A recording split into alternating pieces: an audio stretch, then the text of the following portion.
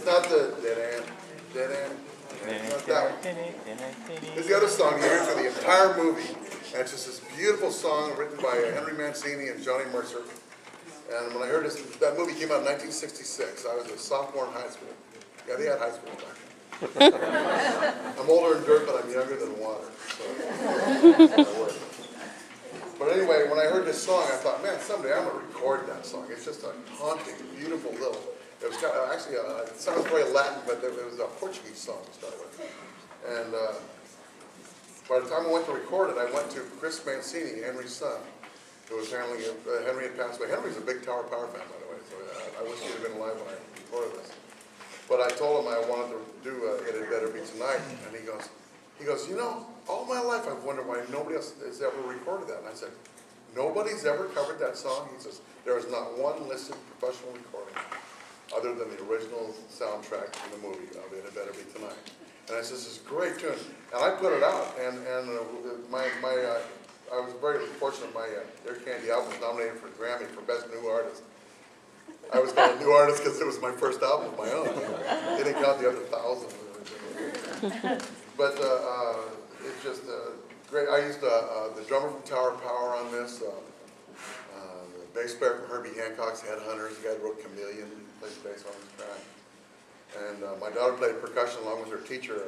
Her percussion teacher is Carl Perazzo, the musical director for Santana. Carlos Santana is my daughter's godfather. I'm on 6 of his albums, so wow. The legacy's deep. You know, when I start talking, you kind of got to get a shovel and get through this stuff. But anyway, this is a really fun tune. When I recorded it, I also I had taught some of my students over the years to play this song when they auditioned for jazz shows. And almost every time somebody did that, they got into a jazz selected band or honor band because they played this song. And every one of them that did that, and there were 3 of them, I said, someday I'm going to record this song and I'm going to have you come back and record it with me. And it just, sounded like, blowing smoke. Well, that's what I did. When I went to record it, I brought back my students, some of them older professionals, but the 3 youngsters, there were one of them, this young lady who's playing the trumpet. She went to the one up here in Stockton, UOP as a trumpet major, and graduated out of there, went to NYU as a music major, and she's just one of the top composers and trumpet players in New York now. And I told her, I said, you're going to play on us someday. And she did. She came back in, and I had a couple of pros, and they're playing with us in the studio. I had a good-sized little horn section. And the engineer comes walking in the studio, and he goes, you guys play that line again, while he's standing in the room with us. And they played it. And he goes, he stands in front of her for a minute. She goes over and stands in front of these grown guys who were playing percussion.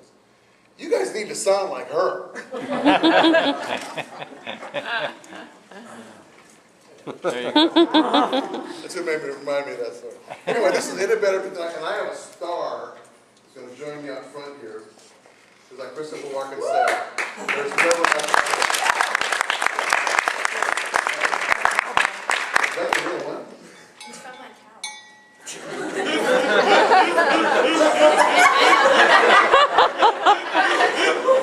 This is a first. I couldn't find another one. Hit it twice for me.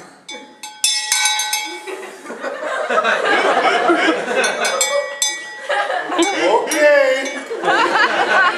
What is it they call Modesto? Alto? Yeah, that's what I heard. Woo, Bessie's coming in the feed. Okay, let's go.